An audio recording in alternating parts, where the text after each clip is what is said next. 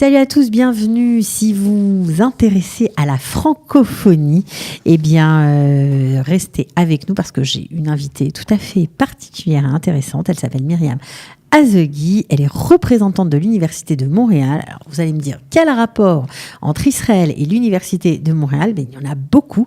C'est ce qu'on va voir aujourd'hui. Bonjour, bonjour Myriam. Bonjour. On est ravis de vous accueillir. Merci, je suis très contente d'être là. Ben voilà. Juste une petite précision. Alors, j'ai écorché votre nom. Oui. Ah, ça va pas du tout, ça commence très mal. Voilà. Alors, comment je vous présente? Myriam Azegui Alvax.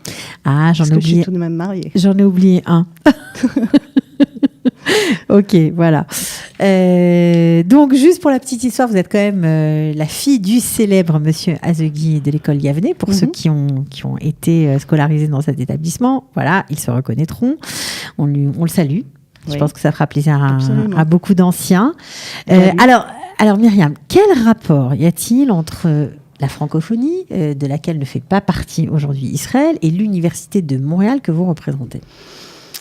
Alors, l'Université de Montréal, au Québec, donc, est très impliquée sur la francophonie, mais énormément de moyens pour faire rayonner la francophonie.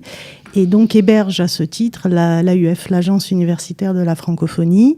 Et depuis 2 ans à peu près, c'est un programme en association évidemment avec le gouvernement du Québec, héberge désormais aussi l'Observatoire économique de la francophonie, qui est quelque chose d'assez révolutionnaire et qui permet tous les experts dans la francophonie, autour de l'économie, d'aller mettre en commun leur savoir-faire, leurs bonnes pratiques et en fait faire bénéficier des pays qui auraient besoin peut-être d'un petit coup de pouce dans la francophonie. Et en même temps d'associer plusieurs partenaires. D'accord, donc Israël serait dans les 2 cas un pays pour lequel on a besoin d'un petit coup de pouce parce qu'on n'est toujours pas dans la francophonie, et d'un autre côté aussi un partenaire technologique, recherche et développement, etc., avec d'autres pays qui auraient besoin de nos services, c'est ça ? En fait, c'est ça. C'est-à-dire que l'Université de Montréal, depuis déjà plusieurs années, a entamé beaucoup de relations avec divers centres de savoir ici, que ce soit des universités, des Mirlalot, et autour de projets scientifiques ou même grâce à des échanges, des accords entre les universités, des échanges d'étudiants, des projets communs. Et c'est d'ailleurs pourquoi ils m'ont demandé de poursuivre cette mission ici en Israël, pour augmenter, renforcer les liens qui existent déjà et en créer de nouveaux. Alors reprenons, parce que je crois que c'est vraiment quelque chose de nouveau et de très important. C'est quoi exactement l'Observatoire économique de la francophonie ? Alors c'est un observatoire qui est dirigé d'abord par un économiste, et qui a pour but justement, à l'issue d'audits économiques qui sont réalisés sur des économies de pays francophones, d'apporter des bonnes pratiques, d'apporter un mieux, à l'issue évidemment de l'audit qui va déterminer quelles sont peut-être les lacunes et quels sont les points qui seraient à améliorer, et bénéficier finalement de toute la francophonie, de tous les partenaires de la francophonie, pour faire en sorte que cette économie qui a été étudiée aille mieux. Alors ça voudrait dire quoi? Prendre des experts de différents pays Absolument.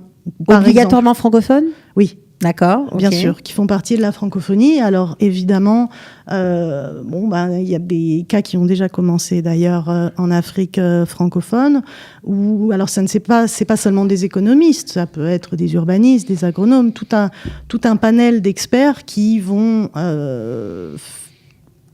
essayer de travailler avec les personnes sur place. C'est pas du tout une attitude néocoloniale ou quoi que ce soit, mais c'est travailler en commun, c'est en fait donner un coup de pouce, venir avec des moyens supplémentaires, des ressources, et aller chercher les meilleurs experts qui existent dans la francophonie pour qu'ils travaillent ensemble et qu'ils mettent en commun leurs ressources et leurs connaissances et leur savoir-faire. Alors, bien que Israël ne soit pas officiellement dans la francophonie, il y a un grand nombre de francophones en Israël. Bon, alors il y a des chiffres totalement farfelus qui circulent. On va peut-être en donner un. On va prendre l'Institut français. Il considère qu'on est combien de francophones dans ce pays ? À peu près, si je ne m'abuse, 300 000, parce qu'ils rentrent dans ce chiffre les Russes et les Roumains qui vont dans les écoles francophones. Qui parlent français. Et qui parlent français. Ça paraît logique. Voilà. Okay. Bon, après, il y a souvent des opinions politiques sur la question du chiffre. Vous savez, dès qu'on rentre dans les chiffres, il y a tout de suite beaucoup de conséquences politiques. Certains d'autres disent plutôt qu'on est 500 000. Absolument. Bon, il n'y a pas d'études très claires, mais avec les Marocains venus dans les années 50, dans les années 60, bon bref, il paraîtrait qu'on serait 500 000. Et puis aussi, il y a de nombreux Israéliens, de jeunes, qui souhaitent apprendre le français, justement, parce que c'est un nouveau marché, c'est une ouverture vers l'Europe, quand même. Alors, justement, bien qu'on ne soit pas dans la francophonie, le fait qu'on soit francophone, qu'il y ait de nombreux experts aussi francophones, je pense aussi à toutes les récentes aliotes de France, les gens qui se sont intégrés dans différents corps de métier en Israël, dans différents domaines à haut niveau, qui sont aussi des experts tout à fait reconnus, ils peuvent participer au projet de cet observatoire économique ou pas? Alors, comment ça se passe? Oui, parce que l'Université de Montréal, au terme d'une visite qui a eu lieu au mois de mai, avec justement le vice-recteur aux affaires internationales et à la francophonie, la vice-rectrice associée à la francophonie, pour dire vraiment que la francophonie est quelque chose de très important pour cette université. Ils sont venus en Israël avec toute une délégation d'ailleurs, et ont signé un accord avec le campus francophone de Natania. Et le campus francophone de Natania, s'il est en Israël, qui n'est pas membre de l'OIF, malgré tout, le campus francophone est membre de l'AUF, c'est-à-dire l'Agence universitaire de la francophonie. Et donc, à ce titre, c'est un petit peu comme un accord de libre-échange, quoi. Ils font partie du même cadre de la francophonie universitaire, finalement. Okay. Et du coup, ils ont été à même de signer cet accord qui va permettre, justement, de faire des projets autour... Alors, après, ils vont choisir en fonction des experts. Ça peut être ils ont évoqué l'environnement, l'eau, des choses qui intéressent vraiment beaucoup de monde. L'urbanisme, évidemment. Donc ça, c'est des choses qui intéressent beaucoup de monde dans la francophonie. Et donc, en partenariat, finalement, il y a des experts de l'Université de Montréal, des experts autour du campus francophone de Natania et d'autres partenaires de la francophonie. Travailler ensemble sur des sujets concrets, en dehors de toute politique. Alors, c'est ça qui est quand même très intéressant, parce que lorsqu'on parle francophonie, on pense tout de suite au boycott, aux pays arabes qui refusent de faire entrer Israël, ou d'accepter qu'Israël soit dans ce cercle fermé de la francophonie, ce en quoi la France s'est pliée, ce qui fait que, malgré les demandes répétées officielles de l'État d'Israël pour faire partie de cette francophonie, ça a toujours été refusé. D'un autre côté, on sait bien qu'Israël était un peu gêné aux entournures, parce qu'on savait très bien qu'on n'avait pas envie d'avoir encore une campagne de dénigrement, etc. etc. Bref, mais on se rend compte que le Canada a une carte à jouer, parce que là-bas, il n'y a pas de BDS pratiquement, en tout cas dans les campus francophones. Voilà, dans les campus francophones, pas de BDS. Ils sont très preneurs et très désireux d'augmenter leur croissance en trouvant de nouveaux marchés. Donc, on se rend compte qu'il y a quelque chose de nouveau par rapport à la France, une autre façon de prendre les choses. C'est très important pour l'Université de Montréal, toutes ces actions autour de la francophonie. Absolument. Déjà, ce qu'il faut savoir, c'est que là, tout récemment, il y a un accord de libre-échange qui a été signé entre le Canada et Israël. Donc déjà, là, c'est au niveau fédéral. Qu'il y a des accords qui ont été signés au niveau du gouvernement du Québec et Israël. Que sous peu doit s'ouvrir à Tel Aviv une délégation générale du Québec. Un petit consulat. Consulat, voilà.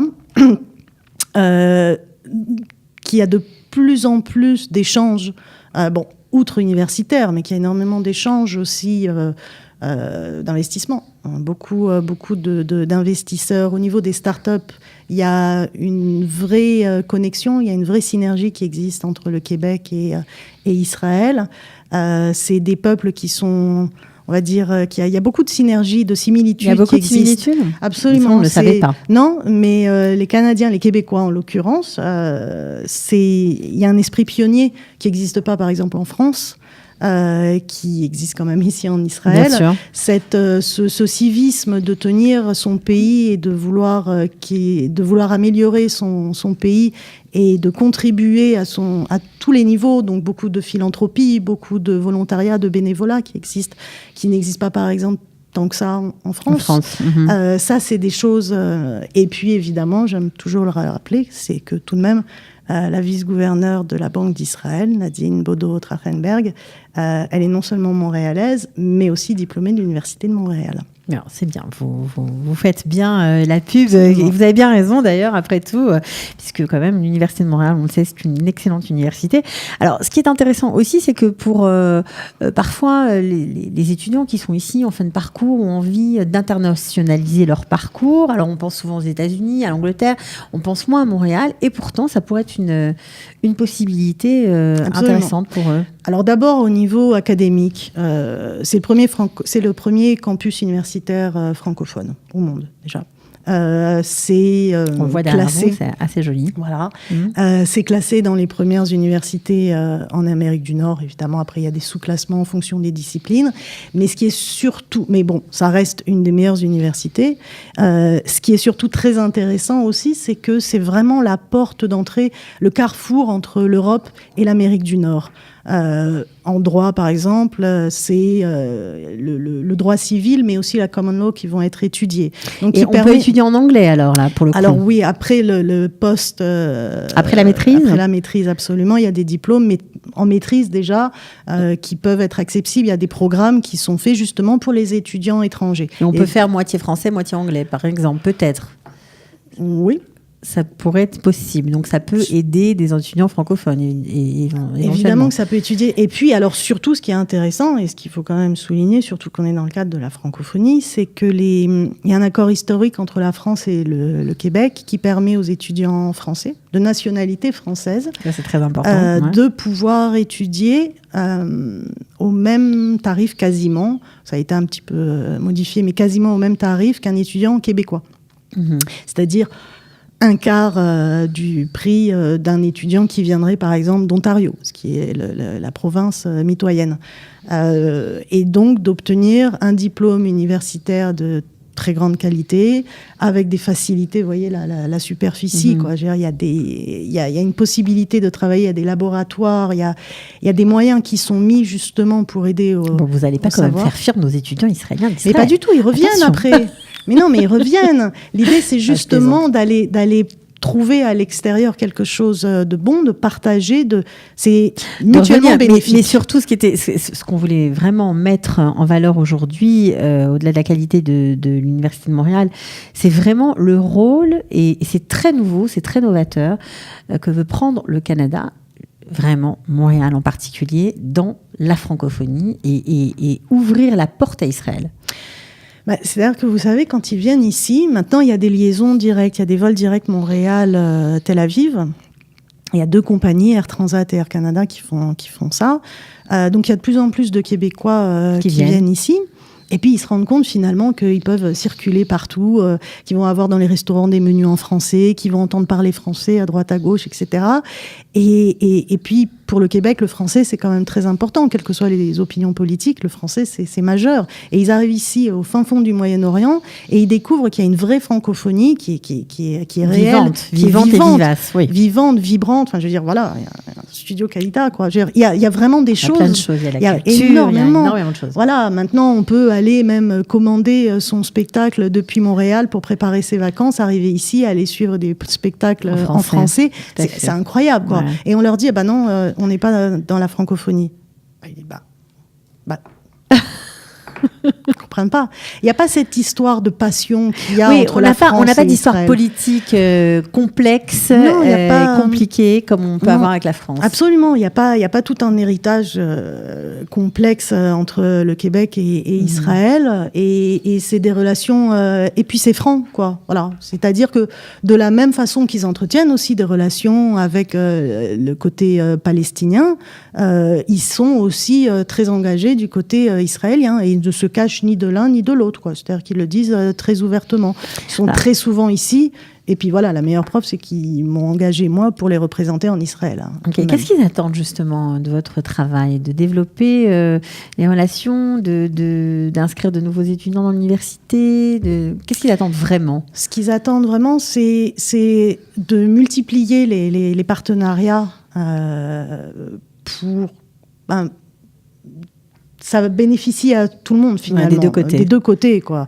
Qu'il y ait de plus en plus d'échanges. Il existe des tonnes de projets qui sont conduits par des professeurs, des scientifiques ici en Israël et là-bas à Montréal. Ouais, il y a beaucoup de recherches et développement qui peuvent être énormément. Il y a beaucoup de choses au niveau des startups, au niveau de beaucoup de choses qui existent déjà et qui veulent renforcer. Ils veulent qu'on les connaisse ici parce qu'ils sont pas forcément très connus. Et franchement, je trouve que c'est vraiment dommage. Et évidemment, il y a tout cet aspect de la francophonie où ils peuvent jouer un rôle majeur parce qu'ils ont des moyens à leur disposition. Financiers, politiques, académiques aussi. Ils ont des experts, ils ont un bassin d'experts dans la francophonie. Partout, à tous les domaines, ils ont des moyens énormes et aussi, surtout, ils ont une carte de visite de pacifistes, quoi. C'est pas des gens pacifiques plutôt, que j'aime pas pacifistes, mais c'est pacifique. C'est pas des gens qui sont impliqués dans une et c'est pas du tout une démarche politique. Simplement, ils peuvent c'est vraiment une démarche économique et universitaire. Universitaire, c'est vraiment intéressant. C'est pour ça qu'on voulait absolument que vous veniez en parler aujourd'hui. C'est une façon, de connaître l'Université de Montréal, de connaître cette action pour développer la francophonie, pour peut-être inscrire officiellement Israël. On ne sait pas, peut-être que ça... En tout cas, il y aura des partenariats, c'est sûr, c'est déjà le cas. On est déjà en plein dedans. Merci d'avoir mis en lumière aussi cet observatoire économique de la francophonie qu'on ne connaissait pas. Et bravo au collège académique qui a fait le pas et qui fait partie de l'agence universitaire de la francophonie. Pas mal. Merci à vous, Myriam, d'être venue. Et on vous souhaite plein de bonnes choses. S'il y a d'autres projets, si ça bouge, s'il y a des nouveautés, le micro, vous êtes ouvert, vous revenez quand vous voulez. De rien, avec plaisir. Merci. À bientôt. Au revoir.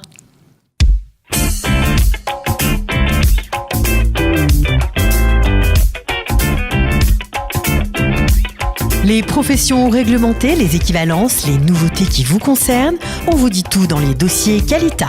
Les dossiers Qualita, pour en savoir plus sur l'ALIA.